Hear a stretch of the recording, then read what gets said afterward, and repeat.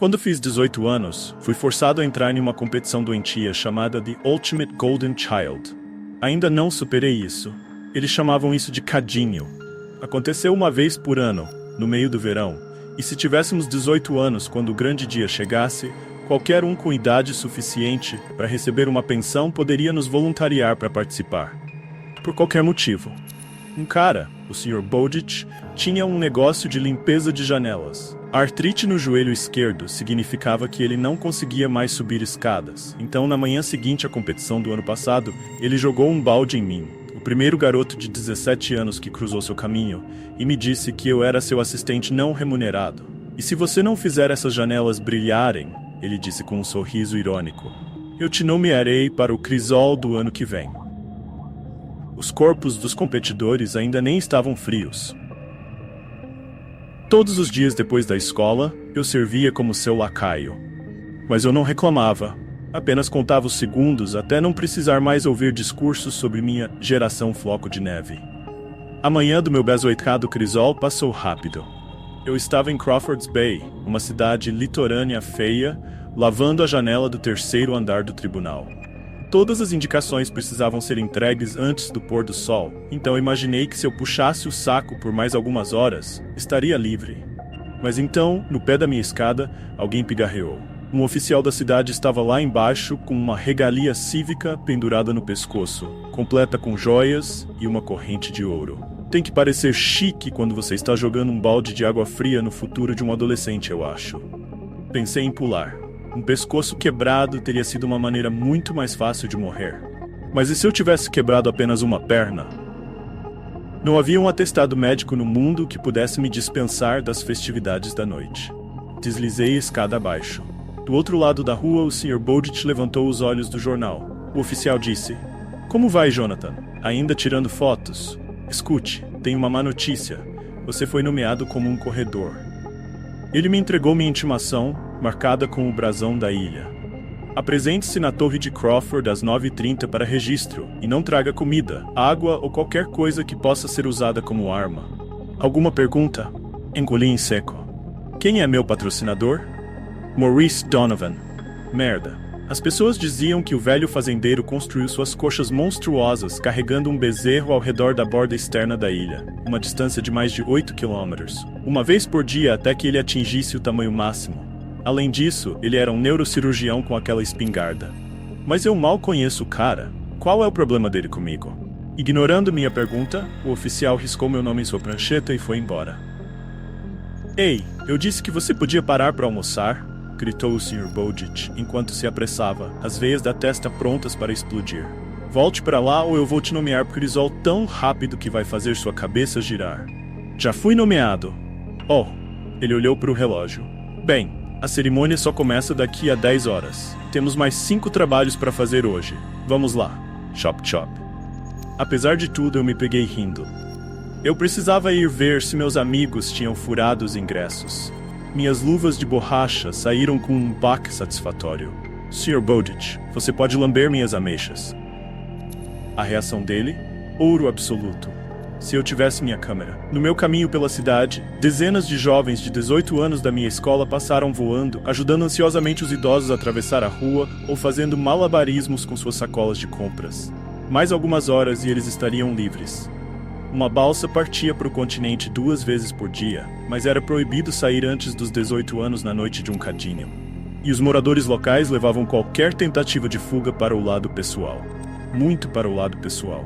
A Bahia tinha um supermercado, uma livraria e um café, que foi onde espiei a Cira Donovan tagarelando com Miriam Brown. O destino estava me dando uma tábua de salvação. Miriam me fez fotografar sua festa de aposentadoria. Eu fui pago em exposição. Talvez se ela atestasse por mim, a Sr. Donovan passaria isso para o Sr. Donovan e ele revogaria minha nomeação. Imediatamente me arrependi daquela fala de ameixas. Espero que meu antigo empregador esteja ocupado demais encontrando seu próximo servo para perceber que eu me esgueirei para longe do perigo. Dentro do café, fingi ter notado a dupla enquanto entrava na fila. Com uma voz artificialmente doce, eu disse, bom dia, Miriam. Você está maravilhosa hoje. Ela parecia uma noz derretida. Você não vai me apresentar a sua jovem a mim? Espera, é Sr. Donovan.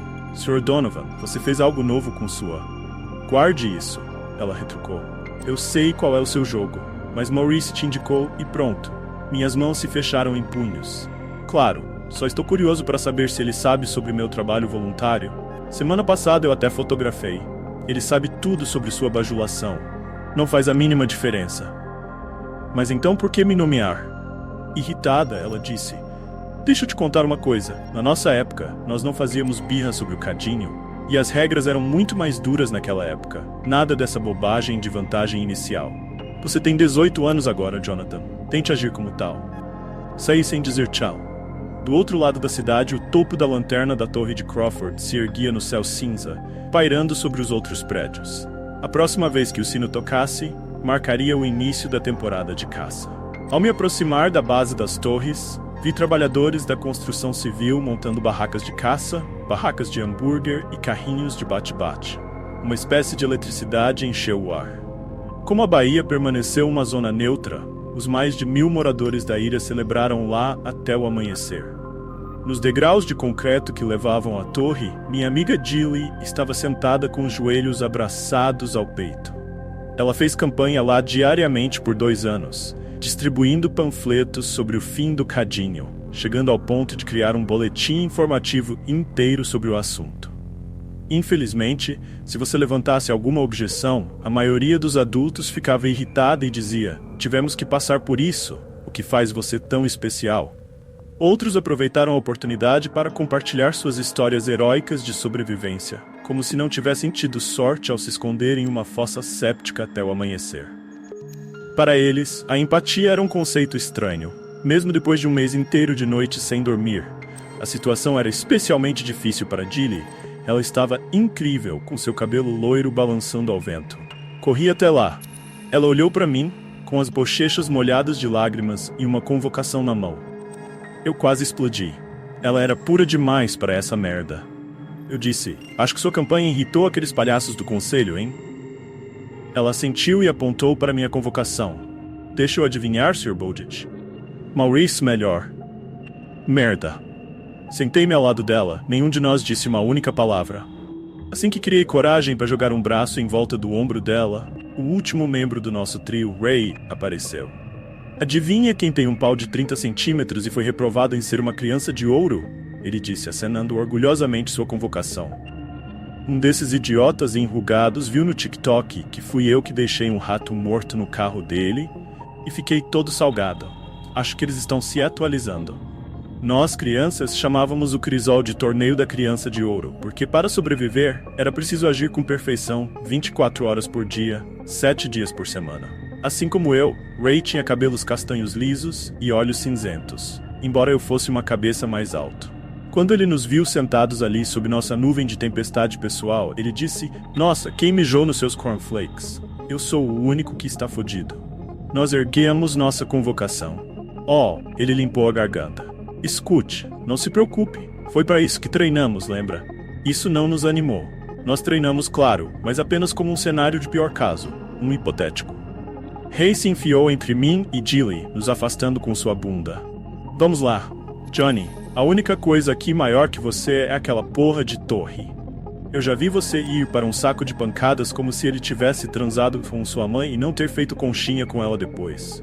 E Jilly, você é, de alguma forma, mais quieto que um rato de igreja e mais desagradável que um mangusto com um polegar enfiado na bunda. Contanto que cuidemos um do outro, isso vai ser moleza. Enquanto Ray dava uma tragada no seu vape, meu peito relaxou.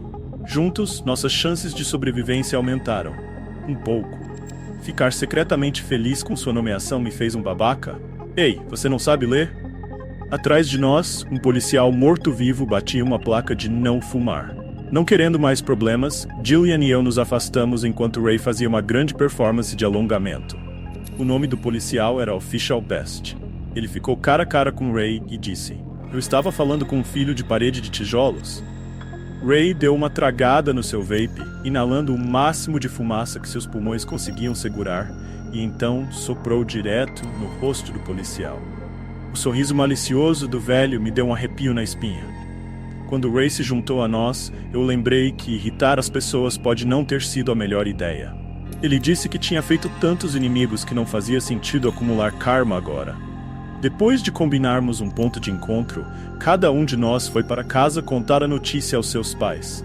A ilha tinha o formato de um bumerangue, com 3 milhas de comprimento de baixo para cima. Fora da baía havia principalmente campos, quintais e algumas casas baratas espalhadas, ligadas por uma rede de estradas de terra. De volta para casa, encontrei minha mãe na sala assistindo TV. Um repórter de notícias falante estava espalhando medo sobre um aumento de roubos no continente. Graças a Deus, esse tipo de coisa não acontece aqui, disse a mãe, resmungando e balançando a cabeça. Você sabe qual é o problema deles? Eles não têm como acabar com os agitadores. É por isso que os filhos deles estão correndo soltos. Contei a ela sobre minha nomeação. Sem tirar os olhos da tela, ela disse: Oh, bem, o que quer que você faça, não se esconda aqui. Eu não quero que os carpetes fiquem cobertos de sangue. No meu quarto, verifiquei 3 vezes o pacote que havia preparado semanas antes. Garrafa de água, barras energéticas, faca de caça. Eu nunca tinha entrado em uma briga de socos de verdade antes. Eu realmente seria capaz de esfaquear alguém? Deslizei para a cama e puxei os lençóis sobre a cabeça, como quando eu era pequeno. Talvez fosse assim que meu arco de vilão começasse. Talvez eu sobrevivesse, ficasse amargo e passasse meus dias tagarelando sobre como nossos costumes únicos mantinham as taxas de criminalidade baixas e ensinavam àqueles jovens irritantes o devido respeito. Levantei, vesti um agasalho azul marinho e parti. A previsão do tempo previa céu limpo, o que significava cobertura zero. Todo aquele ar fresco de verão me deixou enjoado. A uns 400 metros da baía, Jilly andava nervosamente perto de um tronco oco ao lado da estrada. Tudo pronto? Ela perguntou, seu rabo de cavalo brilhando contra o sol poente. Mesmo com a roupa camuflada, ela fez meu coração palpitar. Quase. Peguei uma caixa de presente da minha mochila. Eu ia te dar isso amanhã, mas... Sabe? Ela desembrulhou a caixa. Dentro estava a última foto que tirei de sua irmã mais velha, Natalie, olhando por cima do ombro na praia. Depois que Nat morreu, 2 crisóis antes, Jillian começou a fazer campanha para que o ritual fosse cancelado, apesar de saber que isso a colocaria no radar dos baby boomers. Enquanto ela traçava os dedos pela moldura, pensei, dane-se isso, e fui para o abraço. Ela deve ter gostado porque aninhou a cabeça no meu ombro.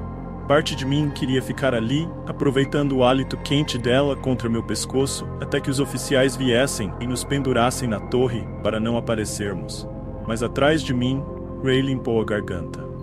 Nós nos esforçamos para ficar apresentáveis. Nós tínhamos acertado um plano com meses de antecedência. Uma rede de cavernas corria ao longo da costa norte, e os idosos tinham problemas para passar pelas pedras escorregadias perto da entrada.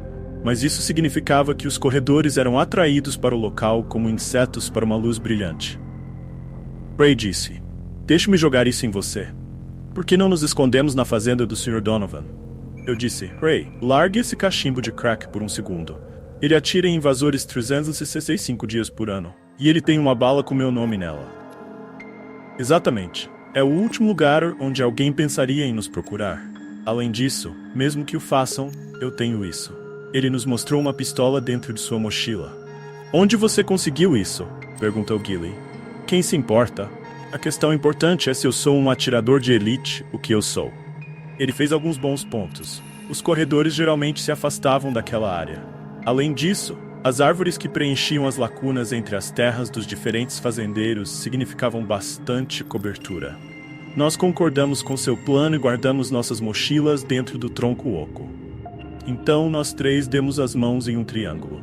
Ray disse, não importa o que aconteça hoje à noite, vamos jurar que quem sobreviver tem que fazer algo com suas vidas. Nada de ficar sentados nesse buraco de merda até virarmos babacas amargos como todo mundo. Combinado? Fechado. Gilly e eu concordamos. Ela apertou minha mão um pouco mais. Eu apertei de volta. Então partimos. Por toda a baía, a música de carnaval enchia o ar. Marchamos pelas ruas vazias em direção à torre, onde uma multidão de ilhéus mastigava maçãs caramelizadas e jogava anéis em garrafas de vidro. O cheiro de cebolas assando na grelha dominava o ar salgado do oceano. Jovens ansiosos de 17 anos nos observavam passar. O Sr. Bowditch já havia cravado suas garras em um garoto loiro azarado. Mais adiante, manifestantes encurralados contra a barreira agitavam cartazes de protesto acima de suas cabeças. A maioria crianças e adolescentes aterrorizados com o futuro, mas alguns adultos também. Talvez se eu tivesse apoiado a campanha de Gillian em vez de esfregar janelas, teríamos feito progresso suficiente para cancelar o cadinho. Eu a encarei e gesticulei para seus apoiadores. Ela forçou um sorriso. A caminho dos degraus, Ray chocou ombros com o oficial Best. Felizmente, alguns oficiais separaram os dois antes que as coisas escalassem além de algumas palavras raivosas. Meu peito relaxou. Precisávamos de Ray. Enquanto o ministro-chefe da ilha fazia a chamada, seus assistentes nos revistaram e nos empurraram em direção à base da Torre de Crawford, onde outros 21 jovens de 18 anos pareciam ainda mais sombrios do que nós. 2 rapazes e uma moça estavam em péssimo estado, o que é uma coisa rude de se dizer, mas significava que não seríamos os competidores mais lentos. Nossas trocas de boa sorte soaram um pouco vazias. Quando a luz começou a diminuir, o ministro assumiu sua posição em uma plataforma elevada e tocou em um microfone. Senhoras e senhores, uma noite muito agradável a todos e bem-vindos ao 81º Caldeirão Anual. Uma aclamação irrompeu da multidão. Ele esperou que a turba morresse, então disse: em apenas alguns minutos, nossos corredores terão uma vantagem de 18 minutos para escapar da Baía. De lá, eles estão livres para fazer o que for preciso para permanecerem vivos. Correr, se esconder ou pegar qualquer arma que puderem colocar às mãos. A única regra é que eles devem ficar longe da cidade até o amanhecer. Agora, podemos, por favor, ter uma salva de palmas para os caçadores deste ano. Ele gesticulou para o topo da torre. Ao longo da sacada que cercava os sinos, os caçadores estavam empoleirados como urubus, armados com correntes, bastões e armas. Em meio ao mar de manchas hepáticas e dentes postiços, eu avistei o Sr. Donovan, que usava seu cabelo branco curto e sua barba longa. Mesmo nos anos de inverno de sua vida, seu corpo tinha tanto volume que ele podia lançar um palheiro a 6 metros de altura sem suar a camisa. Seus olhos permaneceram fixos em mim durante todo o discurso do ministro. Qual era o problema dele, afinal? Quando apenas uma fina coluna de luz iluminou o topo da torre, o ministro disse: corredores, tomem suas posições. Colocamos uma mão contra a base de tijolos. Enquanto o sol mergulhava abaixo do horizonte, a multidão gritava: 15, 14, 13. Meu estômago embrulhou na garganta. 7, 6. Entre o medo e a adrenalina, respirar já era impossível. Todo aquele treinamento não valia nada. 2. Donk. O terror abafou tudo ao meu redor. Eu estava vagamente ciente de corredores se atirando para frente em pânico e descendo os degraus tão rápido que alguns tropeçaram e foram pisoteados. Finalmente, meu cérebro entrou em ação. Farpas de culpa me apunhalaram por não ajudar os feridos a se levantarem. Como não queríamos que os caçadores soubessem que estávamos juntos, Ray, Gilly e eu nos separamos, desaparecendo em becos diferentes. Corri pela North Road e, quando estava saindo da cidade, o sino tocou novamente. A caçada tinha começado oficialmente. Pulei uma cerca e disparei por um prado em alta velocidade, guiado pela luz da lua. Gilly e Ray estavam esperando nervosamente no tronco. Eu já os tinha segurado. Ray me jogou minha mochila. Eu a vesti e amarrei a faca em volta da minha cintura o mais rápido que pude. Um campo aberto se estendia entre nós e a floresta. Estávamos na metade do caminho, completamente expostos, quando um trecho de uma música foi levado pela brisa. Uptown Girl, de Billy Joel. Os boomers estavam chegando. Uma perua acelerou em uma curva da estrada. A maioria dos caçadores sistematicamente trabalhavam pela ilha a pé, mas outros dirigiam por aí fazendo barulho para assustar os corredores e fazê-los sair do esconderijo. Rápido, Ray sussurrou, atirando-se numa vala rasa de bruços. Gilly e eu imitamos assim que o farol girou sobre nós. Prendi a respiração até a música sumir. Ray levantou a cabeça, uma mão na arma. Então, ele deu o sinal. Nós rastejamos nos cotovelos até passarmos por uma abertura no mato. Nós nos movemos lentamente no escuro, subindo e descendo em costas rochosas, passando por nuvens de mosquitos. A floresta nos cuspiu nos fundos do pátio da fazenda do Sr. Donovan, onde galpões de equipamentos cercavam a casa principal. Nós procuramos por armas melhores, mas tudo estava trancado. Algumas ovelhas, em um cercado de metal, enlouqueciam se chegássemos muito perto. Então nos abaixamos atrás de um muro de pedra, marcando a divisa entre a fazenda e a floresta. Era na altura do peito e tinha aproximadamente o comprimento de um campo de futebol do prédio principal. Nas próximas horas, nós exploramos o perímetro, ocasionalmente enchendo de água. Conforme a noite esfriava, havia uma explosão ocasional de tiros distantes, mas a violência nunca parecia se aproximar. Isso não ajudou a acalmar meus nervos, no entanto. Cada minuto que passava significava que mais lugares eram revistados. Às 5 da manhã, 1 hora antes do nascer do sol, Gillian sussurrou. Preciso fazer xixi. Nós avisaremos se houver algum problema, disse Ray. Depois que ela desapareceu na floresta, o vento diminuiu e ouvi o som de dentes batendo. Os dentes de Ray. Isso me fez sorrir. Havia um humano de verdade por baixo de toda aquela arrogância. Você está bem, mano? Perguntei, cutucando nas costelas. Você acha que eu ia suar essa porcaria? Ele me deu um soco amigável no braço. Estou tão entediado que ia começar uma fogueira para aqueles idiotas enrugados virem nos encontrar. Sabe, deixar as coisas interessantes. Ficamos em silêncio por um momento. Então ele disse, então, você e Gillian, como um pau. Ah, vamos lá. Vocês obviamente estão afim um do outro. No segundo que isso acabar, você tem que chamá-la para sair. Você acha que ela está afim de mim? Por que você acha que eu nunca fiz nada? Animado com essa ideia, fiquei olhando para as estrelas cintilantes como um idiota babando. Até que Ray me agarrou pelo braço, é claro. Ele me arrastou para o chão, sinalizou silêncio e então apontou para cima. Espiando cautelosamente por cima do muro, avistei um conjunto de faróis rolando pela entrada da garagem. Caminhão do Sr. Donovan. Eu caí abaixo da barreira.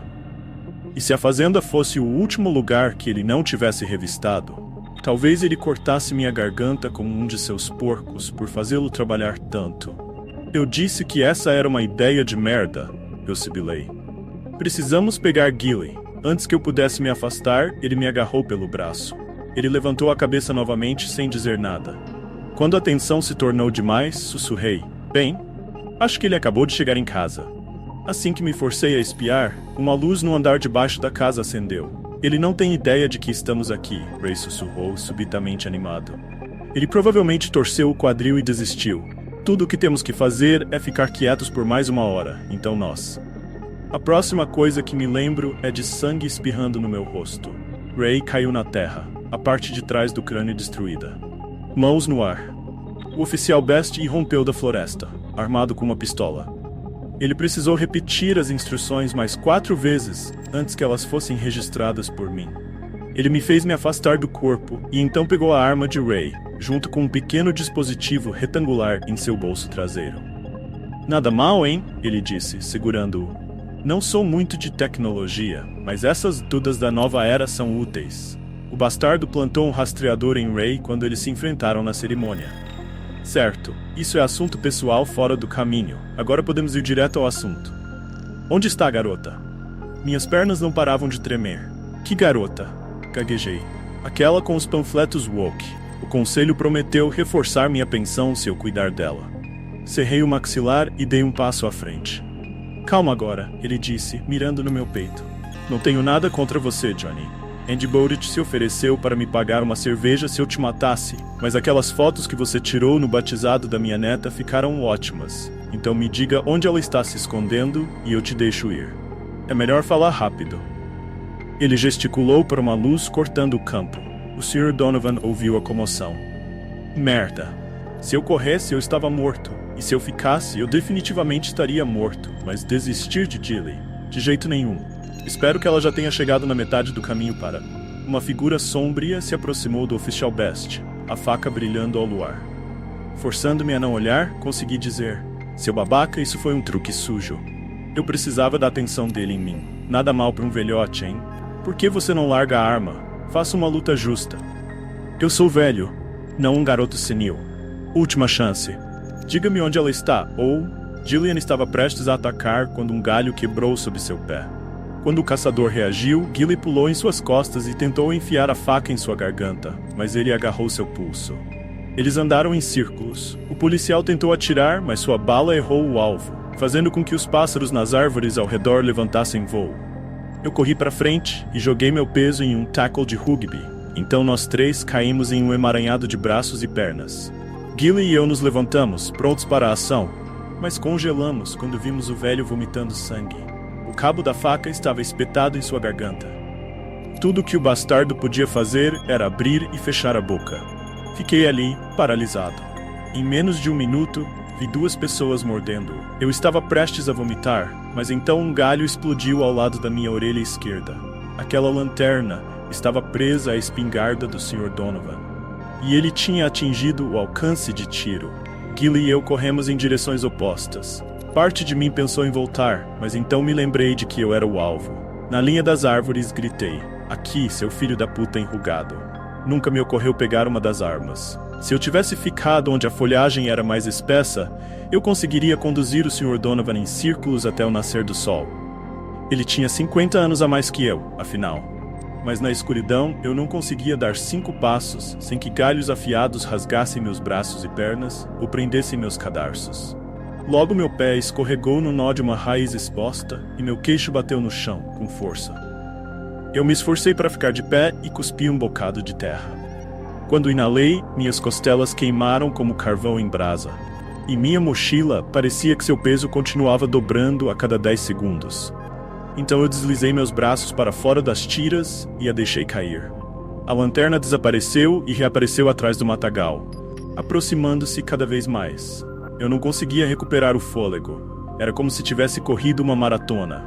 Arrastei-me por um emaranhado de arbustos e coloquei a mão sobre a boca. "Onde você está, seu merdinha?" A voz veio bem ao meu lado. Passos pesados circulavam minha posição. Enquanto ele andava, o Sr. Donovan enferrujava as sebes com sua arma. Ele sabia que eu estava perto. Examinei a área. Além de um anel de árvores, uma clareira se abriu. Talvez se eu atraísse até lá, eu poderia pegá-lo de surpresa. Agachei-me e fui na ponta dos pés.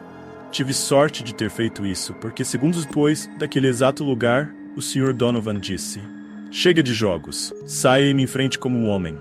Cheguei à clareira e segurei minhas costas contra uma árvore. Uma encosta rochosa estava à minha frente, tão íngreme e escura que eu não conseguia enxergar o fundo. Respirei fundo 3 vezes e então quebrei um galho. O Sr. Donovan avançou em minha direção.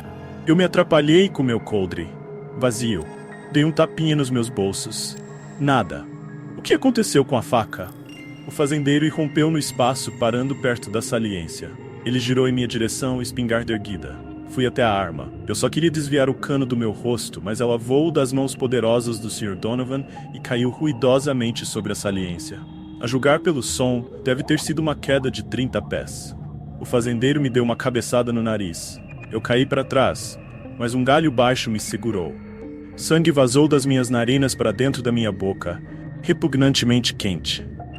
"Bom, quem diria?" disse o Sr. Donovan, seus olhos brilhando como luzes de Natal. "Você realmente saiu para levar uma surra. Eu não achei que você tinha coragem. Quase lamento ter que fazer isso." Quando ele assumiu a posição de boxeador, levantei as mãos e gritei: "Espere." Estranhamente ele fez: "Se você vai me matar, pelo menos me diga o porquê primeiro." "Por quê?" ele bufou. "Por que diabos não? Quer dizer que eu não te irritei?" "Não. Você vai me matar sem motivo? Você precisa de um motivo? Ótimo. Que tal porque quando eu tinha sua idade, um bastardo veio atrás de mim e eu tive que lutar. Essa é a coisa mais idiota que eu já ouvi. Como isso é justo? Veja, esse é o problema com a sua geração. Sempre choramingando. Deixe-me dizer uma coisa. As regras eram muito mais duras na minha época. Mas nós reclamamos? Não reclamamos. E sabe de uma coisa? Isso nos endureceu. Já ouviu falar de viés de sobrevivente? Todo mundo que não endureceu está morto. Chega de enrolação. Vamos acabar logo com isso." Com a energia de um homem com metade da sua idade, ele me acertou em cheio no queixo. Provavelmente teria me apagado se eu não estivesse tão puto. Eu despejei minha raiva em meus ataques, mas o fazendeiro me acertou com alguns bons golpes em troca. Suas mãos eram esculpidas em pedra. Lembrando do treinamento de Ray, mudei de tática. Fiz com que ele mordesse alguns desmaios, disparava para dentro e para fora do alcance. Logo ele estava balançando para as cercas, seu rosto tenso e pálido. A idade estava o alcançando, embora ele nunca parasse de sorrir. Seu último tiro poderia muito bem ter vindo com um selo postal. Eu me abaixei e contra-ataquei com um uppercut que o colocou em pernas de Bambi. Ele cambaleou bêbado para trás em direção ao penhasco, um dedo levantado como se fosse me dar um sermão, seus olhos disparando como bolas de ping-pong. Antes que ele pudesse recuperar a compostura, eu corri e o empurrei. A gravidade cuidou do resto. A julgar pelos sons, ele atingiu todas as pedras irregulares em sua viagem pelo poço. Ele gritou, mas não por muito tempo. Fiquei surpreso com o quão pouca culpa senti. Fiquei em pé sobre a vala até que pedras foram chutadas para longe, em algum lugar próximo. Girei, pronto para lutar. Gillian saiu da escuridão. Corri até ela e peguei sua cabeça em minhas mãos. Onde está o Sr. Donovan? Ela perguntou. Eu indiquei a saliência com o polegar. Exaustos e machucados, caímos contra a árvore mais próxima. Parecia um lugar tão bom quanto qualquer outro para esperar a noite passar. Eu a abracei tão forte que senti seu coração bater contra o meu. Nós dois soluçando. Se algum caçador tivesse aparecido, teríamos sido presas fáceis. Nós assistimos a primeira luz surgir. Então, bem longe, a torre de Crawford soou. Nós tínhamos sobrevivido. De mãos dadas, partimos para Crawford's Bay, mantendo-nos longe das estradas principais. Não seria a primeira vez que um caçador matava um corredor após o amanhecer. Nós conversamos abertamente sobre nossos futuros agora que eles estavam por vir. No continente, eu encontraria trabalho como assistente de fotógrafo enquanto Gilly estudava jornalismo. Talvez voltássemos algum dia e documentássemos a violência, e eu tiraria algumas fotos intensas para acompanhar o artigo vencedor do Pulitzer de Gilly. Mas uma coisa era clara. De uma forma ou de outra, acabaríamos com o calvário. De uma forma ou de outra, os baby boomers pagariam